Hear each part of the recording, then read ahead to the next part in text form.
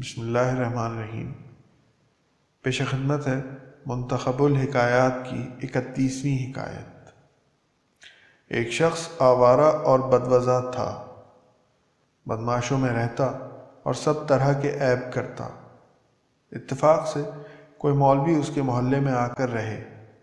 مولوی صاحب محلے میں واعظ کہا کرتے۔ 2-4 مرتبہ اس شخص نے بھی واعظ سنا اور اس کے دل میں ایک طرح کا اثر ہوا۔ مولوی صاحب نے اس کو بارہا سمجھایا کہ زندگی کا اعتماد نہیں اور تم بہت عمر ضائع کر چکے ہو، اب توبہ کرو۔ یہ شخص ہر روز مولوی صاحب سے وعدہ کرتا کہ کل ضرور توبہ کروں گا۔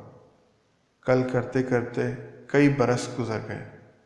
آخر مولوی صاحب نے کہا کہ بھائی تمہاری کل قیامت کی کل ہے، تمہاری کل نہ آئی ہے نہ کبھی آئے گی اور نہ تم اس کو آنے دو گے۔ اگر تم کو توبہ ہی کرنی ہے تو آج کرو، کل کا نام مت لو۔ حاصل جو کام ہم آج کر سکتے ہیں اس کو کل پر ٹالنا ہمارے ارادے کے ضعف کی دلیل ہے۔ شکریہ۔